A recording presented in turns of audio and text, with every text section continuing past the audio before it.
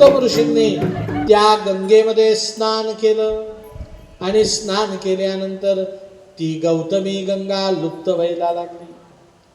गणपतींनी सांगितलं, म्हणे गौतम ऋषींनी स्नान केलं पण गोहत्येच्या पातकापासून ते मुक्त झाले, आम्ही कसं समजावं? गौतम ऋषींनी सांगितलं, तुम्ही सांगितलं गंगा प्रगट कला केली, आता मुक्त झालो की नाही हे मी कसं काय सांगणार? गणेश ऋषींनी सांगितलं, गंगेने लुप्त होऊ नये, प्रवाहित व्हावं. का प्रवाहित व्हावं? तर मेलेल्या गायीवरनं ते पाणी गेलं आणि गाय जिवंत झाली, तर गौतम ऋषींची गोहत्यापासून मुक्ती झाली असं आम्ही समजून.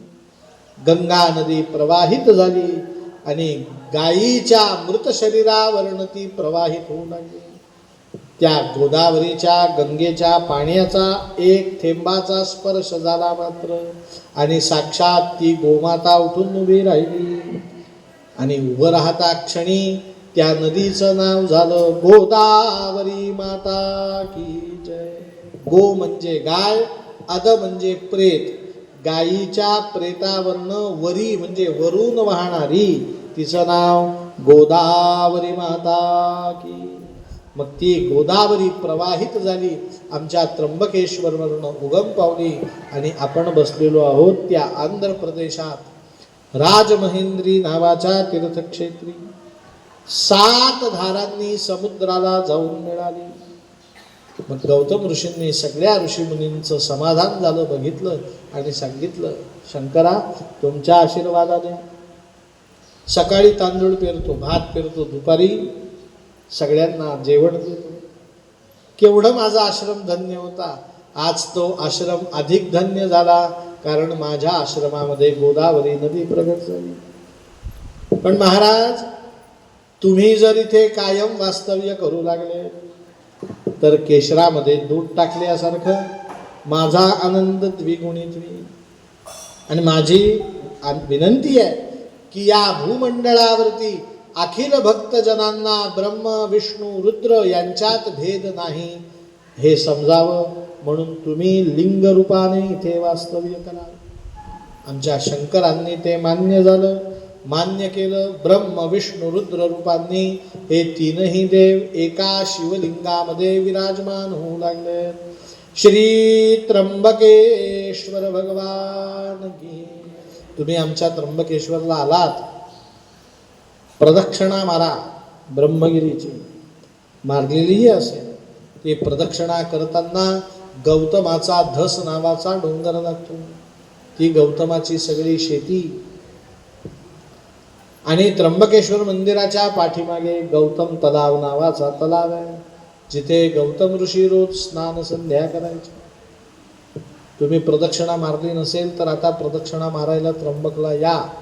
तुमच्या सगळ्यांच्या आशीर्वादांनी मी 5000 स्क्वेअर फूटचा भला मोठा वाडा बांधला. किती वाडा बांधला? 5000 स्क्वेअर फूट. आणि हौशीने बांधला. सगळं लाकडी काम केलं. तुम्हाला राजवाड्यात आल्यासारखा फील होईल. गोपाल कृष्ण भगवान. मला पैसे भरपूर लागले, पण मी बांधला जुन्या पद्धतीचा टिपिकल ब्राह्मणी वाडा. त्यामुळे त्र्यंबकला गेल्यावर कुठे राहू असा प्रश्न पडण्याचं कारण नाही.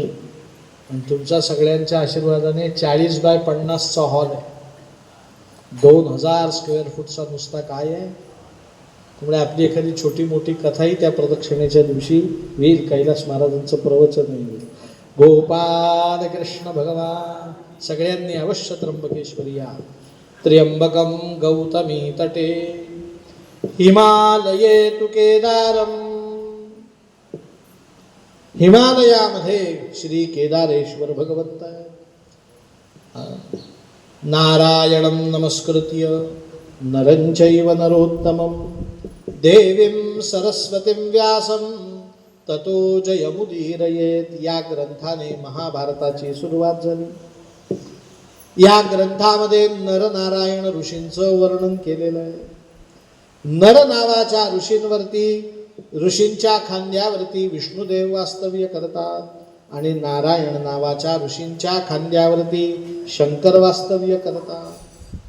नर नावांच्या ऋषींच्या खांद्यावरती जे विष्णू वास्तव्य करतात त्यांचं नाव श्री बद्रीनारायण. काय नाव? आपण जाऊन आलो की नाही याच वर्षी, म्हणजे मागच्या वर्षी ऑगस्ट महिन्यात 15 ऑगस्टला गेलो. नर नावाच्या ऋषींच्या खांद्यावरती जे विष्णू राहतात त्यांचं नाव श्री बद्रीनाथ. आणि नारायण नावांच्या ऋषींच्या खांद्यावरती शिवशंकर राहतात त्यांचं नाव श्री केदारनाथ भगवान की.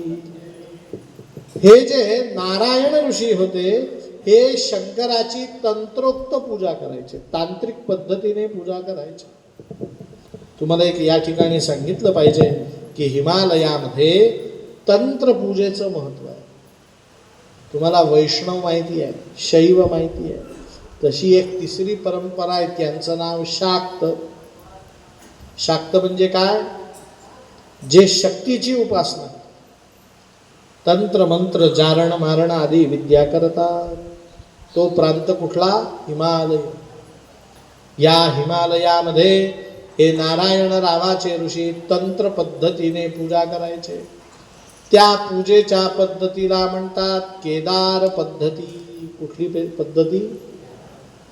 आणि त्या केदार पद्धतीनुसार जो शिवशंकरांची पूजा करणारा वर्ग होता त्या वर्गासाठी शिवशंकर प्रगट झाले. त्यांचं नाव केदारनाथ भगवान की. पण ते आदी स्वरूपातलं शिवलिंग. कुठल्या स्वरूपातलं? स्वयंभू. ते कोणीही बनवलेलं नाही, शंकरांनी स्वरूप धारण केलेलं आहे. आणि अत्यानंदाने सगळे योगी, परमहंस योगी त्या शिवलिंगाची पूजा करत होते. पण प्रसंग असा घडला की भगवंत श्रीकृष्ण निजधामाला निघून गेले. कुंतीने प्राण सोडले. हे पांडवांनी बघितलं आणि पांडवांनी ठरवलं आपण आता देह पृथ्वीवर ठेवायचा नाही. आपला भगवंत नाही, आपल्या राहण्याचं प्रयोजन संपलं. परीक्षित राजाचा राज्याभिषेक केला आणि पांडव तीर्थयात्रा करत करत श्री केदारनाथ पर्वताकडे येऊ लागले. पांडवांना येताना पाहिलं आणि शंकर पळू लागले. का बरं पळू लागले? याचं कारण सांगितलं की पांडव हे वैष्णव होते. कोण होते? आणि ते नुसते वैष्णव होते असं नाही, ते एकादशी व्रत करणारे वैष्णव होते. तुम्हाला मी वेळ प्रसंगाने कधी प्रसंग आला तर सांगेन की 100 कौरव होते, 5 पांडव होते. दोघांचं युद्ध झालं तर 100 मधले 5-50 मेरे समजू शकतो. 5-50 तर जिवंत राहायला पाहिजे की नाही? हो की नाही? आणि इकडे 5 जण आहेत, नाही म्हणायला 2-3 जण तरी मरायला पाहिजे, एखाद दुसरा पळून जायला पाहिजे. 100 पुढे 5चा निभाव लागतो का हो? पण महाभारताचं युद्ध बघा कसं घडलं. इकडच्या 100चे 100 मेले, तिकडच्या 5च्या 5 जिवंत राहिले. का राहिले? तर फक्त एकादशी व्रताच्या प्रभावात. तर शंकरांनी विचार केला या पांडवांनी कैलास पर्वतावरती जर वास्तव्य केलं, माझ्या शिवलिंगाला बघून हे जर इथे अत्यंत प्रसन्न झाले, वैष्णवांनी शंकरांची पूजा करायलाच पाहिजे, यांनीही करायलाच पाहिजे. पण हे पांडव काय आहे तर भक्ती संपन्न आहे, या केदारनाथ पर्वतावरती रमतील आणि मुक्तीपासून दूर जातील. म्हणून शंकरांनी पाहिलं यांना आपण दर्शनच देऊ नये, म्हणून शंकर पळू लागले. पण हे लक्षात आलं बलभीमाच्या, आणि बलभीम त्या शंकरांच्या मागे जाऊ लागला.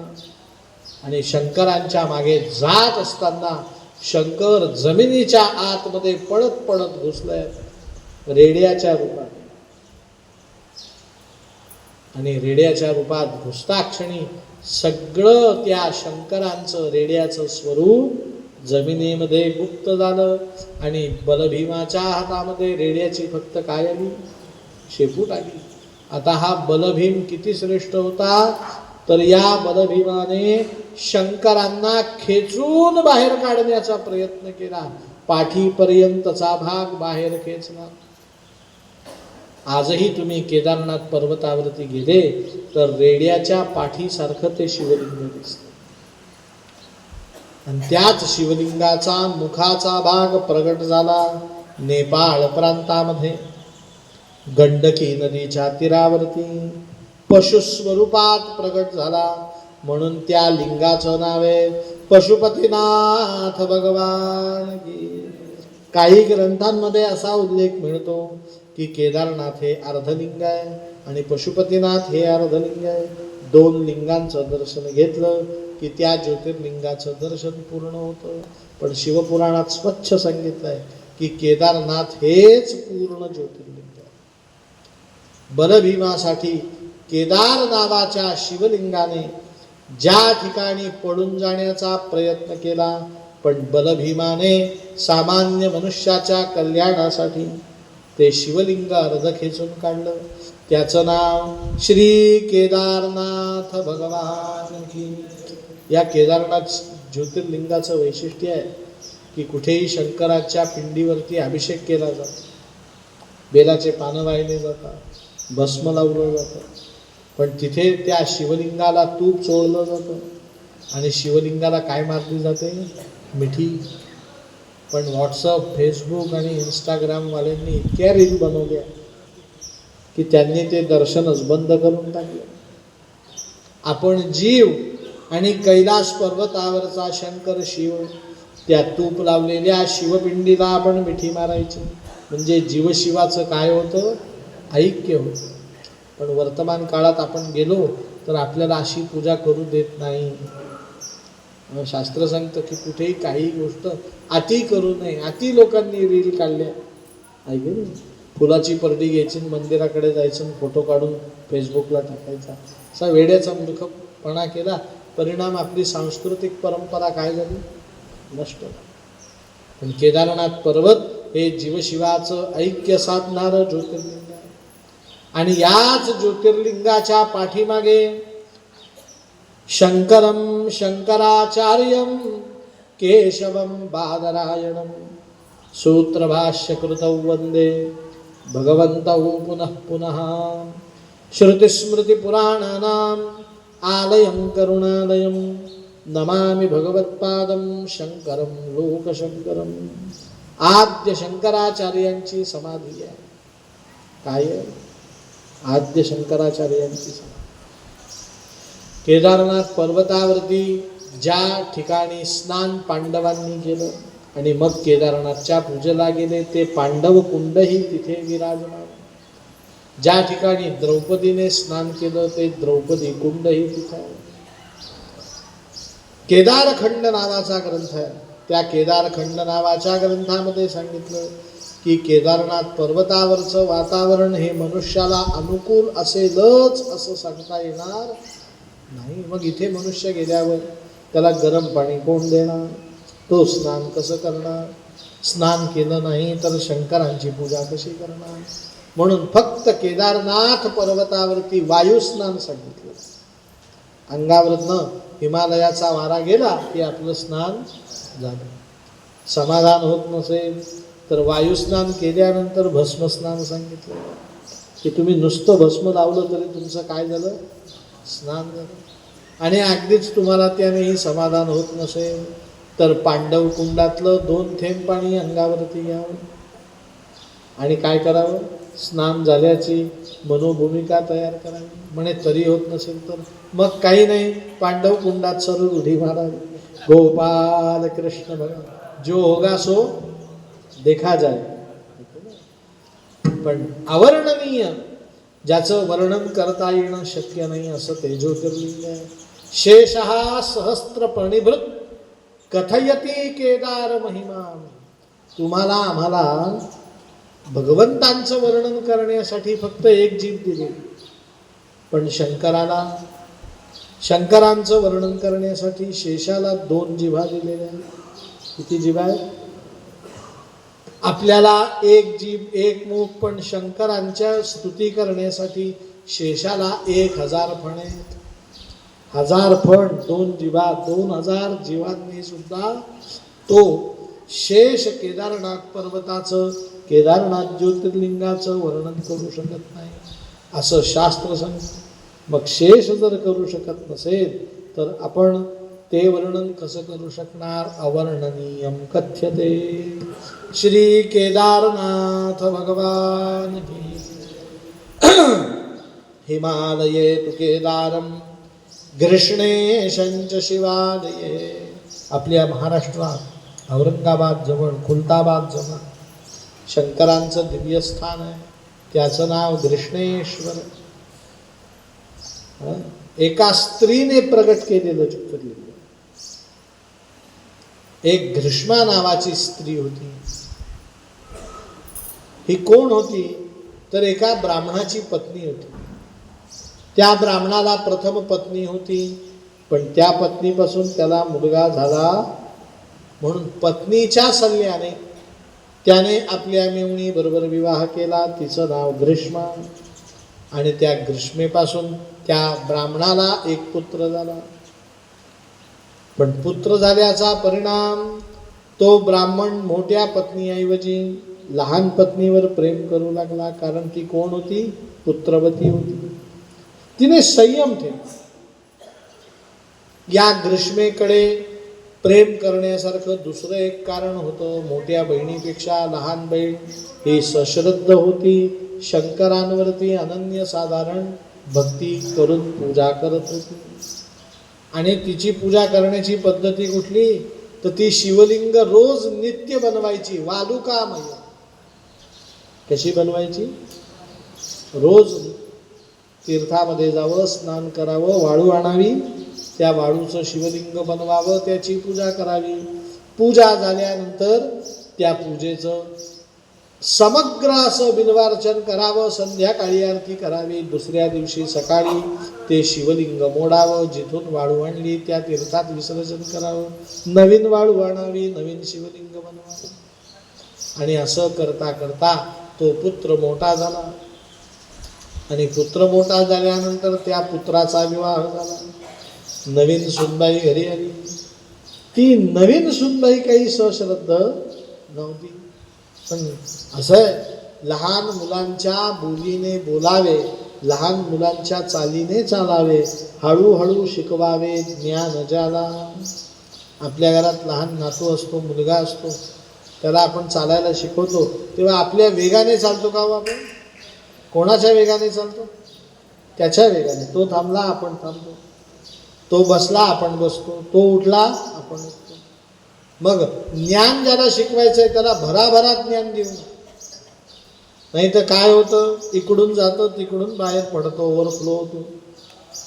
त्या ग्रीष्मेने काय केलं, त्या सुनबाईंना सांगितलं, हे बघ म्हणे सुनबाई, तू रोज शंकराची पूजा कर. तुझ्या माहेरी हे काही संस्कार नाहीत, पण नसू देत, मी शिकवते. एक लक्षात ठेव, शंकर आपले कोण आहे? माता पिता जगत स्वामी. आणि तुला मी या संसाराचं सार सांगते. जे काही मागायचं ते कोणाकडे मागायचं? या शंकरांकडे मागायचं. आणि शंकरांच्या पूजेची पद्धती तुला सांगते. काय पद्धती आहे? जमेल तशी पूजा कर. पाणी वाहिलं, बेलाचं पान नाही वाहिलं चालेल. बेलाचं पान वाहिलं, पाणी नाही वाहिलं चालेल. शंकर आमचे बोले. हळूहळू हळूहळू तिला शिवभक्तीसाठी प्रेरित केलं. आणि आता कर्मधर्म संयोगाने ती सुनबाई शिवपूजेमध्ये रमली. सामान्य भक्त होती ती, त्या ग्रीष्मेसारखी ती परम शिवभक्त नव्हती. पण तिला आता गर्भ राहिला. परिणाम, त्या ब्राह्मणाने त्या लहान पत्नीबरोबर सुनबाईचंही कौतुक करायला सुरुवात केली. ते त्या मोठ्या बहिणीला सहन झालं नाही. तिने विचार केला, या घरातली मी मोठी स्त्री आहे, माझं प्रभुत्व राहिलं पाहिजे. मग प्रभुत्व राहण्यासाठी काय करावं? हिंदीमध्ये म्हण आहे, न रहेगा बास न बजेगी बासुरी. बांबूच कापून टाकल्यावर बासरी होईल का? आणि बासरीच झाली नाही तर ती वाजेल का? या मुलालाच आपण मारून टाकू. म्हणून गर्भवती सून ज्या पुत्राची आहे त्या पुत्राला रात्री चाकूचे वार करून त्या मोठ्या मावशीने मारून टाकलं. सुनबाई गेलेली होती माहेरी. सकाळी घरी आली. सासूबाई शिवपूजा करत होत्या. सुनबाईला सांगितलं, अगं तुझा पती का उठला नाही म्हणून बघ. ती जाऊन बघती तर काय, रक्ताच्या थारोळ्यात पतीने कधीच प्राण सोडलेले होते. ती शांत त्या शवाजवळ बसून राहिली. आता ग्रीष्मा पूजा आटोपती झाली आणि विचार करू लागली, पुत्रही बाहेर येत नाही कोणीच्या, सुनबाई येत नाही, काय गडबड आहे. आज जाऊन पाहती तर काय, पुत्र मृत झालेला. ती आई रडायला लागली. सुनबाईने विचारलं, आई का रडता? म्हणे, अगं आपल्यावरती दुःखाचा डोंगर कोसळला, तुझा पती प्राण सोडून गेला. अहो म्हणे, कसे माझे पती प्राण सोडून गेले? मी घरून निघताना शंकरांची पूजा करून निघाले माहेर, शंकरांचं तीर्थ घेऊन निघाले, शंकरांचा प्रसाद खाऊन निघाले, शंकरांचं नाम घेत घेत घेत मी घरी आली. त्या शंकरांचं नाव आहे शिव. शिव म्हणजे पवित्र. आपण अशुभ वस्तूचा स्पर्श झाला की शिव शिव म्हणतो. काय म्हणतो? तो शिव माझं अशिव करेल कसं? काही नाही, माझे पती झोपलेले आहे. त्या ग्रीष्मेने सांगितलं, अगं सुनबाई, तू म्हणते तसं झालं तर किती खरं चांगलं होईल, पण तसं घडणार नाही, तुझ्या पतीचे प्राण निघून गेले. त्यांनी सांगितलं, छेव मी उठवते बघा त्यांना. असं म्हणून त्या पतिव्रता सुनबाईंनी पतीच्या चरणाला हात लावला आणि सांगितलं, किती वेळ झोपायचं असतं, उठा. असं म्हणता क्षणी जांबाई घेऊन तो मृतपुत्र उठला. आणि त्या सुनबाईंनी सांगितलं, आई मला तुम्ही काय सांगितलं?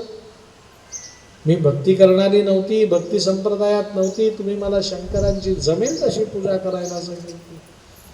आणि सांगितलं, काही मागायचं असेल तर कोणाकडे मागायचं? शंकरांकडे. आणि भक्तीचा हा तुम्ही सांगितलेला सिद्धांत तुम्हीच विसरून गेला. अहो तुम्ही हे जर शंकराकडे मागितलं असतं तर मी माझ्या पतीला जिवंत केलं, तसं तुम्ही तुमच्या पुत्राला जिवंत करू शकले असता. फक्त आता शंकर जे काही मागायचं ते देतात, हे जर सिद्ध होणार असेल तर माझ्या पतीला जीवदान देणाऱ्या शंकराने इथे प्रगट व्हावं. सुनबाईंनी प्रार्थना करता क्षणी शिवशंकर प्रगट झाले. नमः पार्वती पतये हर हर महादेव. आमच्या ग्रीष्मेने साक्षात शिवशंकरांची पूजा केली आणि सांगितलं, महाराज मृत्युंजय हे तुमचं ब्रीद वाक्य तुम्ही खरं केलं. माझी एक प्रार्थना आहे, मी रोज शिवलिंग करते, वालुकामय शिवलिंगाची पूजा करते, पण आजपासून तुम्ही माझ्या घरी प्रत्यक्ष रूपाने शिवलिंगात वास्तव्य करावं, मी तुमची पूजा करेन. शंकरांनी ते मान्य केलं आणि ग्रीष्मेसाठी प्रगट झालेले शिवशंकर त्या ठिकाणी वास्तव्य करू लागले. त्या भगवंतांचं नाव कृष्णेश्वर भगवान की जय. असो, कृष्णेश्वर शिवलिंगाच्या मंदिराचं तुम्हाला वैशिष्ट्य सांगतो. त्या शंकराच्या मंदिराच्या गाभाऱ्यात जाताना गाभाऱ्याच्या बाजूला चौकटीवरती ग्रीष्मा आणि तिचा पुत्र जिवंत होतानाचं चित्र रेखाटलेलं आहे. आणि दुसरं वैशिष्ट्य की त्या ज्योतिर्लिंगाच्या गाभाऱ्यात जात असताना दगडाची रुद्राक्षाची माळ कोरली. काय कोरलेली आहे? स्थापत्यशास्त्राचा एक उत्कृष्ट नमुना आहे. तिथे गेल्यावर दगडी रुद्राक्षाची माळ बघितल्याशिवाय राहू नका. एतत्ते 12 ज्योतिर्लिंगानी शिवभक्तांसाठी अमृत स्वरूपात, ज्योतिर्मय स्वरूपात, अग्निर्मय स्वरूपात शिवशंकर जिथे वास्तव्य करतात ते 12 स्थानं म्हणजे हे 12 ज्योतिर्लिंग. या 12 ज्योतिर्लिंगांमध्ये स्थान नसलेलं पण 12 ज्योतिर्लिंगांइतकंच महत्त्वाचं असलेलं, जिथे शंकरांनी प्रसन्न होऊन रावणाला आत्मलिंग दिलं होतं आणि गणपतींनी ते आत्मलिंग रावणाकडनं युक्तियुक्तीने मागून जमिनीवरती ठेवलं, ते जमिनीत स्थिर झालं. रावणाने ते शिवलिंग उपटण्याचा प्रयत्न केला, शक्ती पडायला लागलं, लिंग फिरलं, गायीच्या कानासारखं दिसू लागलं. म्हणून त्या शिवलिंगाचं नाव झालं श्री गोकर्ण महाबळेश्वर भगवान. गायीच्या कानासारखं महाबळ रावणाने निर्माण केलेलं महाबळेश्वर. त्या ठिकाणचं वैशिष्ट्य की त्या ठिकाणी शंकरांच्या मंदिरातली गणपतीची मूर्ती ही गुराख्याच्या स्वरूपात. त्या मंदिराला म्हणतात बाल गणेश मंदिर. काय म्हणतात? कधी कर्नाटकात गेलात तुम्ही कोस्टल कर्नाटक बघायला तर गोकर्ण महाबळेश्वराचं अवश्य दर्शन द्या. ते शंकरांच्या हृदयातनं प्रगट झालेलं कैलास पर्वतावरचं आत्मलिंग. कुठलं लिंग आहे? स्वतः शिवशंकर. इतर आहेत ते ज्योतिर्लिंग आहेत, इतर आहेत ते आत्मलिंग आहेत. आता महर्षी सुत वसिष्ठादिक ऋषींना सांगतात, याच शंकरांनी हनुमंताचा अवतार घेतला. याच शिवशंकरांनी वीरभद्र रूपाने प्रागट्य केले. याच शिवशंकरांनी कालभैरव रूपाने प्रागट्य केले. याच शिवशंकरांनी हाटकेश्वर रूपात नवीन अवतार घेतला. याच शिवशंकरांनी बटुकनाथ रूपात अवतार घेतला. याच शिवशंकरांनी वीरगल नावाचा अवतार घेतला. वीरभद्रश्च शंभुश्च गिरीयश्च महायशः. गिरीश नावाचा अवतार घेतला. महायश नावाचा अवतार घेतला. अजैकपादैर्बुध्न्या अजैकपादैर्बुध्न्य नावाचा अवतार घेतला. पिनाकीच धनुष्यबाण घेतलेला शंकर बघितलाय का कधी? त्या शंकरांनी धनुष्यबाण रूपात अवतार घेतला. धनुष्यबाण धारण केलेले शंकर, त्यांचं नाव पिनाकी. अपराजितः अपराजित नावाचा अवतार घेतला. अपराजितः वीरभद्रश्च शंभुश्च गिरीयश्च महायशः अजैकपादैर्बुध्न्या पिनाकीचा अपरादिशाः. भुवनाधीश्वरश्चैव भुवनाधीश्वर नावाचा अवतार घेतला. भुवनाधीश्वरश्चैव कपालींच विशांपती. विशांपती नावाचा अवतार घेतला. स्थाणुर्भगश्च स्थाणुर्भग नावाचा अवतार घेतला. स्थाणुर्भगश्च भगवान. शंकरांनी भगवान नावाचा अवतार घेतला. स्थाणुर्भगश्च भगवान रुद्रा एकादशा स्मृता. तुम्ही विचाराल गाव एवढे शंकरांनी अवतार घेतले, हे कुठे आहेत? शंकरांचे स्थान कुठे आहेत? लक्षात ठेवा. आमच्या नारायणाची पूजा करणारे भक्त ज्ञानी आहेत, पण शंकरांची पूजा करणारे भक्त हे सामान्य आहेत.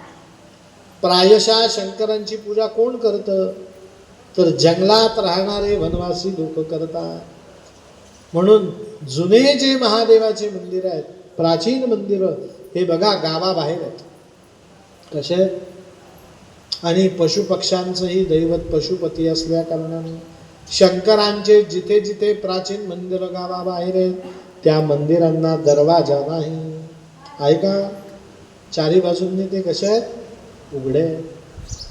मग शिवशंकर हे सामान्य जनांचं प्रतिनिधित्व करतात.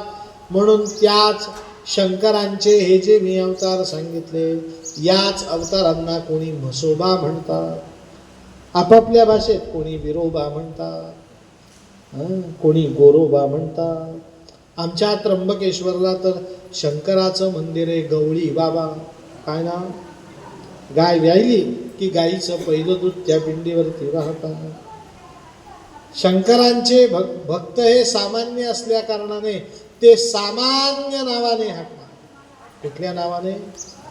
ते काही वीरभद्र, शंभू, गिरीश, महादेव, ईशान, पिनाकी या नावाने हाक मारत नाही. त्यांना जे नाव उच्चारायला सोपं पडेल, कृष्णाला त्यांचे गवळी लोक कृष्णा नावाने हाक मारायचे. तेही जमेना म्हणून कान्हा नावाने हाक मारायचे. आपली भक्त परंपरा फार श्रेष्ठ आहे. सामान्यातल्या सामान्य लोकांनी जनसामान्यांमध्ये रमणारा देव म्हणून कुठेही दगड शिवलिंग म्हणून काय करावा? स्थापन करावा आणि त्याची ती पूजा करावी. म्हणून शास्त्राने सिद्धांत सांगितला की शिवशंकरांचे अनेक रूप, अनेक वनांतरी अनेक ग्रामांतरी अनेक पर्वतांतरी दृष्टोत्पत्तीस पडता. कुठेही कोनाडा असतो, कोनाड्यात देव असतो, देवाला स्वरूप नसतं, फक्त तिथे दिवा उदबत्ती लावली जाते. पण स्वरूप कोणाचं असतं? नमः पार्वती पतये हर हर महादेव. जसा भक्त तसा त्याचा देव असतो. म्हणून शंकरांचं प्रत्येक स्वरूप व्यक्त होतच असं नाही. शंकरांची पूजा कशी करावी सांगितलं की रोज सकाळी नित्य उठावं, स्नान संध्यादी कृत्य करावे, भस्म धारण करावं, रुद्राक्ष माळा धारण करावी. बिल्वपत्र आणि जलधारा शंकरांना अत्यंत प्रिय आहे, म्हणून शंकराची शिवपिंडीवरती जलधारा धरावी. शंकरांच्या पिंडीवरती बिल्वपत्राने ती पिंड आच्छादित करावी. तिला भस्म, गंध, पुष्प आदी उपचार करावे. ऋतुफळानुसार फळ आणि नैवेद्य अर्पण करावा. आरती मंत्र पुष्पांजली करावी आणि साष्टांगम प्रणमेत शंकरांना साष्टांग नमस्कार करावा. एवढी पूजा केल्याने शिवशंकर काय होतात? प्रसन्न होतात. पण शंकराची पूजा ही प्रत्येकाने केलीच पाहिजे. जो शंकरांची पूजा नित्य करतो त्याला कधीही अपमृत्यू येत, मृत्यूचं भय राहत नाही. मृत्युंजय शंकराची पूजा केल्याने अपमृत्यू नष्ट होतो, पण येणारा मृत्यूही सुखकर होतो. काय होतो? सुखकर. मी एक पापी मनुष्य पाहिला आमच्या गावात, त्याचं वर्णन नाही करत, पण शरीराचे गात्र थकले. आता त्याने हातात फक्त माळ धरली. ब्राह्मण होता तो मनुष्य. आणि त्र्यंबकं जजामहे सुगंधिं पुष्टिवर्धनम् उर्वारुकमिव बंधनान् मृत्युर्मुक्षीयमामृतात्. काही करता येत नाही म्हणून जप करायचा. म्हणजे त्याला काय म्हणतात? बळजबरीने, दुसरं काही करण्यासारखं नाहीच, म्हणून विरंगुळा म्हणून जप केला. 3-3.5 वर्ष गात्र थकल्यानंतर तो जगला. पण भाग्य बघा, श्रावण महिन्यातल्या प्रदोषाच्या दिवशी त्र्यंबकेश्वराला पाणी व्हायला गेला. पाणी वाहण्यासाठी लोटा पिंडीवरती ओतला. आमच्या इथे शाळून काय, डावा हात त्या पिंडीवर ठेवून उजव्या हाताने आम्ही असं पाणी काढतो. पाणी काढण्यासाठी खाली वाकला. जो खाली वाकला त्या शिवपिंडीवरतीच प्राण सोडले. लक्षात ठेवा, केवळ 3-3.5 वर्ष फक्त काय केलेलं आहे? मृत्युंजय मंत्राचा. मी तुम्हाला स्वच्छ सांगतो, अपमृत्यू टळतोच, पण येणारा मृत्यू ही काय होतो? सुखकरी होतो. म्हणून शंकरांची पूजा करावी. म्हणजे मंत्र कुठला म्हणावा? ओम नमः शिवाय. षडक्षर मंत्र आहे. तुम्हाला त्याचं स्तोत्र सुद्धा रेल्वे ग्रुपतर्फे प्रसाद म्हणून दिलेला आहे. घरी रोज म्हणा. ओम नमः शिवाय मंत्राचा जप करा, स्वतःचं कल्याण साधा. ही शिवमहापुराणाची 24 खंडात्मक कथा महर्षी सुतांनी वसिष्ठादिक ऋषींना श्री प्रयाग क्षेत्री गंगा नदीच्या तीरावरती सांगितली. सगळ्या ऋषीमुनींनी शंकरांची ही साकार कथा ऐकली.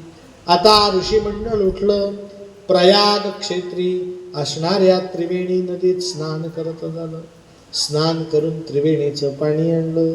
महर्षी सुतांची पाद्यपूजा केली आणि सगळं ऋषीमंडळ म्हणतंय, आपण सुद्धा म्हणूया.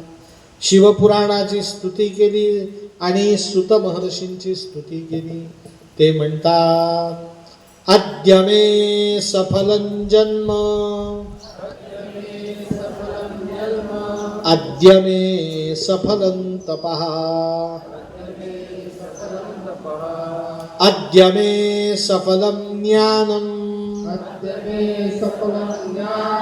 शंभो त्वत्पाददर्शनात्.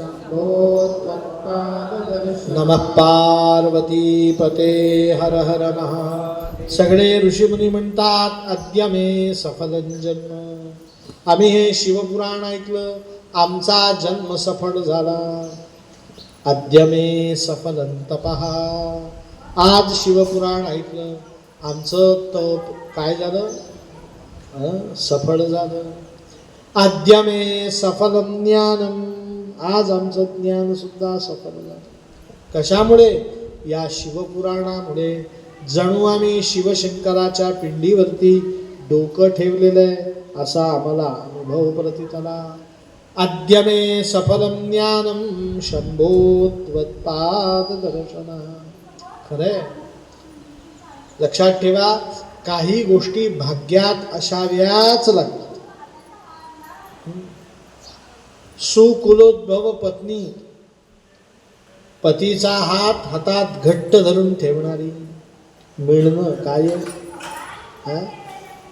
भाग्य आहे. उत्तम पती मिळणं काय भाग्य आहे. उत्तमोत्तम मुलं जन्माला येणं भाग्य आहे. त्या मुलांना गृहमेधी असणाऱ्या, कुलोद्भव सुकुलोद्भव असणाऱ्या सुना मिळणं हे काय आहे? भाग्य आहे. सगळ्यांनाच हे भाग्य मिळत नाही बरं. काही गोष्टी कशावरती असतात? नशिबावरती, भाग्याने असतात. आणि प्रत्येकाचं भाग्य ब्रह्मदेवाने वेगवेगळं दिलेलं आहे. मी तुम्हाला माझं भाग्य सांग. तुम्ही म्हणाल बा गुरुजी, हे तुम्ही नेहमी पुराण लावता, पण मला सांगावं लागतं ते. मी कधीही, आज माझ्या कथेला 13 वर्ष पूर्ण झाले, कधीही कथेची दक्षिणा मागितली की इतकी दक्षिणा असेल तरच कथा करेन. तुम्ही म्हणाल बा गुरुजी, याचं वैशिष्ट्य काय? मला भगवंतांनी एवढं मोठं भाग्य दिलंय की दर 15 दिवसांनी मी वेगवेगळ्या तीर्थक्षेत्रावरती असतो. हे मागून मिळतं का? दर 7 दिवसांनी माझं तीर्थक्षेत्र बदललं. मागच्या महिन्याला ते काका आहेत आमचे बसलेले, पंढरपूरला आम्ही होतो. का हो काका? आज श्रीशैल्यमला आहे. 7 तारखेला मी वृंदावनला आहे. 16 तारखेला मी वाराणसीला आहे. 1 तारखेला मी नैमिषारण्यात आहे. 8 तारखेला एप्रिलच्या मी अयोध्येला आहे. लक्षात ठेवा, मला वर्षातनं 2 कथा तरी जगन्नाथपुरीला असतात, 2 कथा तरी द्वारकेला असतात, 1 कथा तर बद्रीनाथला असतेच असते. रामेश्वरला 2-3 कथा असतातच. शुकतालला तर 4 वेळा मी वर्षातनं जातो. नैमिषारण्यातनं 4 वेळा मी जातो. हरिद्वारला, केदारनाथ, बद्रीनाथला गेल्यावरती राहणं होतंच. श्रीशैल्यमला 2-3 वर्षातनं एकदा येणं होतं. सोरठी सोमनाथला, द्वारकेला कथा असली की जाणं होतं.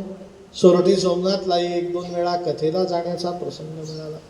एवढं सगळं लोकांना विचारावं लागतं का तुमचे 4 धाम झाले का? मग ते सांगतात 3 झाले, 1 राहिले, 2 राहिले, 2 झाले.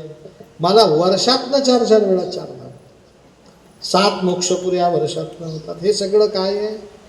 भाग्य आहे. लक्षात ठेवा, काही गोष्टी या भाग्यानेच मिळतात. बरं, माझं भाग्य किती श्रेष्ठ आहे? एवढी सगळी यात्रा घडते, ती चकट फू. 1 रुपयाची तोशीस नाही.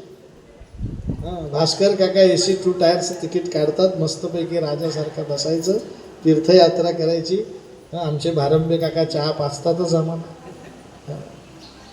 लक्षात ठेवा, हे सगळं कशाचा परिणाम आहे? भाग्याचा परिणाम आहे. काही गोष्टी भाग्याने मिळत असतात, मागून मिळत नाही, प्रयत्न करून मिळत.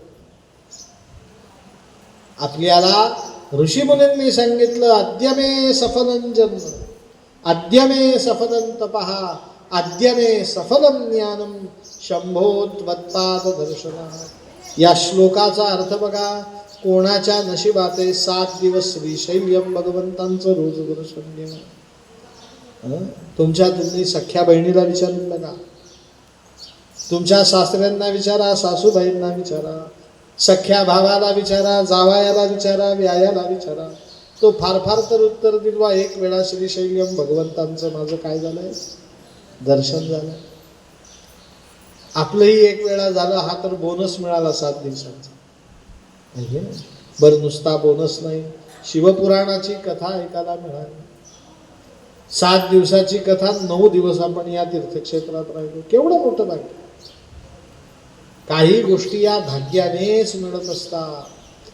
भाग्यम फलति सर्वत्र न च विद्या न च पौरुषम. नेहमी मनुष्याचं भाग्य फलद्रूप होत असतं. त्याची विद्या आणि त्याचं पौरुषत्व याच्यावरती फार काही अवलंबून नाही. माझ्यापेक्षा अनेक ज्ञानी माणसं आहेत, माझ्यापेक्षा अनेक पुरुषार्थी आहे, पण भाग्य जर माझं असेल तर माझंच भाग्य मला पुढे घेऊन जाणार. न च विद्या न च पौरुषम. लक्षात ठेवा, मनुष्याला भाग्य मिळालंय याचा अर्थ त्याचं पूर्वजन्मीचं संचित काहीतरी श्रेष्ठ आहे. तुम्ही 7 दिवस राहिलात याचा अर्थ तुमचा काल काहीतरी चांगला होता. मग लक्षात ठेवा, काल चांगला होता म्हणून आज फळ चांगलं मिळालंय. मग उद्या सुद्धा चांगला आलं पाहिजे दिवस, म्हणून आज सुद्धा मनुष्याने काय केलं पाहिजे? चांगलं वागलं पाहिजे. शिवपुराणाचं सार सांगितलंय की मनुष्याने प्रयत्नपूर्वक 4 गोष्टी अंगी बांधल्या पाहिजेत. कुठकुठल्या? सद्विद्या, सद्बुद्धी, सद्प्रेरणा आणि सदाचार. या 4 गोष्टींनी युक्त जो शंकराची आराधना करतो त्याचाच जन्म सफळ होतो, त्याचीच भक्ती सफळ होते, त्याचं ज्ञान सफळ होतं आणि त्यालाच शंकरांचे पाय दिसतात. शंभो त्वत्पाद दर्शना.